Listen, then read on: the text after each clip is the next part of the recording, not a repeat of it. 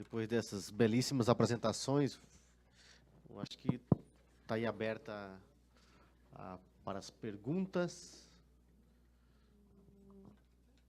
Bem, eu vou começar com uma pergunta já aqui para a ANEEL,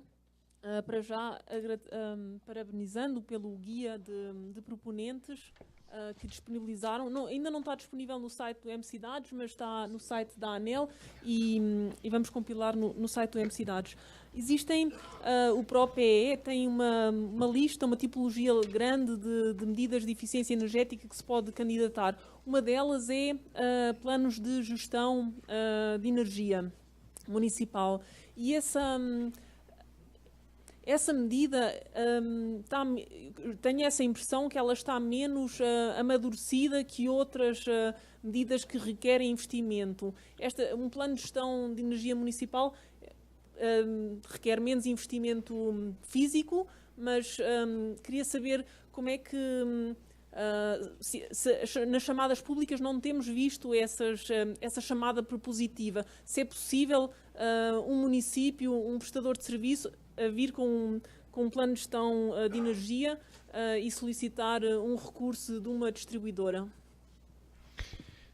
De fato, eu não tenho visto mesmo nas chamadas das distribuidoras essa modalidade especificamente, embora ela obviamente não seja excluída. Eu me lembro que tinha, né, quase sempre, né, dentro da carteira das distribuidoras, pelo menos um projeto nesse segmento. E ultimamente a gente não tem visto mais. Tinha inclusive um pleito do pessoal do IBAN e outras instituições aí que representam o setor, da gente trabalhar um pouco mais essa questão dos projetos de gestão energética municipal, que inclui essa ação que você falou aí, que a gente chama de planje, alguma coisa desse tipo. Até tínhamos planejado uma espécie de um workshop, um seminário para discutir especificamente essas experiências, porque nós temos alguma dificuldade para aferir, porque diferentemente desses projetos mais técnicos, né, o exemplo que foi apresentado aqui, tem sido apresentado, essas ações de gestão são mais ou menos como aqueles projetos educacionais, que a gente sabe que bem feito dá resultados fantásticos, mas também pode ser meio que, né, alguma coisa, às vezes, mais para fazer um marketing lá, um social, alguma coisa desse tipo, e do ponto de vista prático, efetivo, a gente tem alguma dificuldade para apurar. Então, na dúvida, nós não criamos nenhum estímulo maior do que o que já existe, é uma modalidade que tem sido contemplada, mas que não tem tido, de fato, uma atenção que provavelmente mereça por falta dessa avaliação maior. Então, eu diria que seria interessante a gente trabalhar, talvez a própria GIZ, o Ministério das Cidades, poderia nos ajudar a organizar um workshop, um evento para reunir essas experiências, não exclusivamente aquelas dentro do UPE, mas em parceria com o Procel, por exemplo, para ver o que é que se pode fazer, porque eu acho que tem também um potencial grande aí de trabalhar melhor essa questão da gestão energética municipal. Máximo, Frederico da GIZ também. A minha pergunta é bem específica sobre o PE, é uma dúvida que tem sido gerada, até o Peter falou, e nós também fizemos agora um relatório, um manual sobre o pessoal ensinar um pouquinho, ali descrever como é que calcula o RCB, que é um dos gargalos.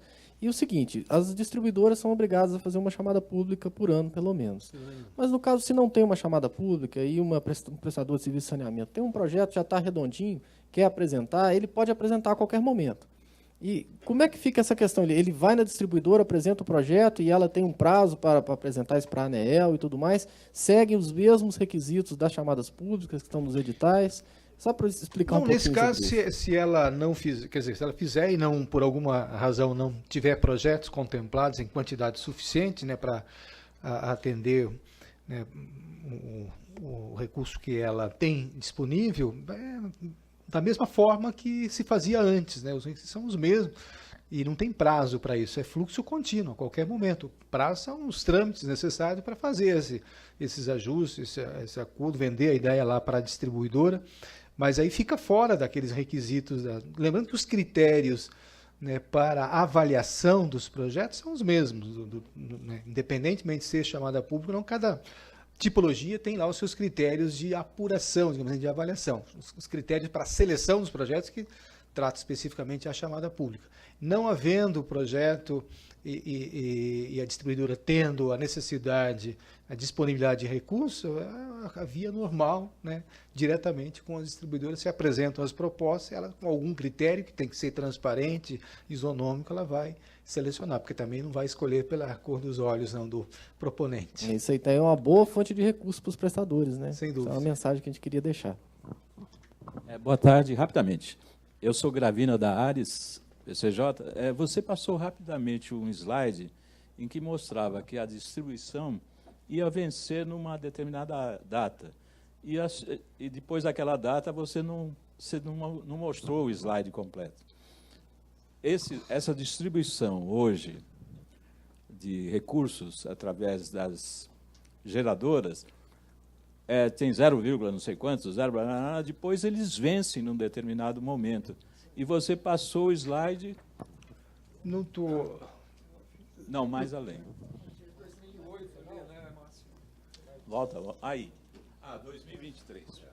Não, isso aí é o seguinte, era para ser a partir de 2006, foi para 2011, foi para 2016 e agora 2023. Quer dizer, é uma daquelas coisas, né, que é para ser temporária e acaba ficando permanente. Então, isso aí não deve mudar. Imagino que isso continua. Aquela distribuição ali do 0,5% para eficiência, que ele cairia, né, para 0,25%, aumentaria a parte PD 5 anos depois, na origem da lei, imaginando que o mercado de eficiência energética se desenvolvesse em 5 anos, nem em 15 a gente conseguiu, e provável que nos próximos 20 também ainda estejamos discutindo essa questão, de modo que eu não acho que isso vai mudar, não. Os valores devem continuar. Obrigado, desculpa.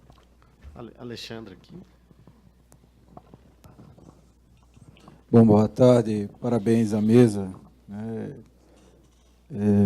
Máximo, né? Fugir a regra, eu vou fazer a pergunta para você. Tem o Marcos, tem o Peter, Francisco. Pois é. Bom, então faço para a mesa. Não, estou brincando. Fazendo assim. Tá bom. Então, nós estamos aí incentivando economia, fazendo tudo isso. E nós vamos discutir com o usuário, que é o consumidor no final. Não gosto nem dessa palavra consumidor, o usuário mesmo. E vamos discutir na linha da gestão e do planejamento, como a Rita começou a perguntar para você, né? Para você. Eu insiro essas diretrizes no plano de saneamento municipal, aonde eu consigo recurso, aonde eu vou buscar informação suficiente para ter isso no nível municipal, de forma fácil, tranquila e sem precisar recorrer a esse caminho de senhas e etc. A pergunta essa é para você. E a outra para o Peter. Tudo bom, Peter? Como vai? Parabéns pelo trabalho. Eu gostaria de saber, na fase pós, fez o diagnóstico, né? Entrou. A ideia de vocês é que com aquele software ele vá alimentando... Bom, não entendi como é que faz o monitoramento e o acompanhamento do sistema. Não sei se é porque no final ali você estava tão apressado e eu falava, eu olhei aqui para o Francisco, não, deixa ele terminar, deixa ele falar um pouco mais. Tá bom? Obrigado. Desculpe, mas acho que talvez tenha que esclarecer, porque eu não entendi direito que informações, buscar que informações. Como acessar ao sistema, como acessar recursos, como apresentar projetos, ou só por via de prestador, só por via de... Ou mesmo a municipalidade pode apresentar ela mesma para a eficientização da energia ou do sistema de saneamento local. São esses dois caminhos, ou é pela chamada pública ou diretamente com a distribuidora. Não é na ANEEL que vocês vão buscar as informações. A ANEEL tem as informações sobre as regras para aplicação do recurso por parte das distribuidoras. Então, o caminho é distribuidora local, onde está, né, o município na área de concessão da distribuidora. Quer dizer, o canal onde buscar informação sobre como participar da chamada pública. Ou, caso não, né, venha a contemplar aquele projeto, como, né, ser contemplado de outra forma, diretamente com a distribuidora. Nós temos as informações, as regras para aplicação dos recursos, esses guias, né, que foram disponibilizados, e temos os dados dos projetos em execução que foram realizados. Agora, do que virá pela frente, esse é um trabalho que tem que ser feito diretamente com as distribuidoras de energia elétrica. Ok. Não, apenas distribuidoras. Eficiência energética só as distribuidoras. Só os distribuidores que têm obrigação. Bom, Alexandre, desculpa, foi mesmo apressado, mas o software ali, ele não, na verdade, ele é para um diagnóstico antes, né? Para dar a radiografia do sistema. Você até pode colocar na análise de viabilidade quais são as ações que você chegou para calcular uma análise de viabilidade, mas é algo que depois o prestador precisa analisar o pós. Que eu estou entendendo que é um protocolo de MV, né? Primeira medição, depois a verificação. Depois de implementar as soluções, você pode aplicar ele de novo. Entendeu? Então, ele é uma ferramenta, é uma calculadora. Eu aplico antes, faço a minha análise de viabilidade, defino quais são as ações, implemento essas ações no campo, aí eu posso usar ele de novo para saber o quanto isso trouxe de retorno ou não. Tá? Mas a ideia, o conceito dele foi para que os prestadores pudessem ter uma radiografia de como está o meu sistema, como uma ferramenta de sensibilização. Ó, eu estou perdendo energia aqui nesse sistema. Tá? Ok. Pessoal, a gente tem o Paulo inscrito. Tem mais alguém que gostaria? Tá. Ok. Fique à vontade. Bom, Máximo, essa pergunta acho que é para o senhor Máximo aí, é o seguinte. A gente tem visto muito esse programa de eficiência energética aplicado no município. Quando se vai a concessionária e vai lá e coloca geladeira nova, chuveiro novo, não sei o que, não sei o que. Isso, né, privilegiando, logicamente, o pessoal de baixa renda. Essa contribuição obrigatória das concessionárias foram mudadas ou continua mesmo? Quer dizer, ele tem que privilegiar mais realmente Isso era lei, estava definido em lei desde 2010. Felizmente e finalmente foi mudado, né? Foi mudado. Não existe mais essa obrigatoriedade. Ok.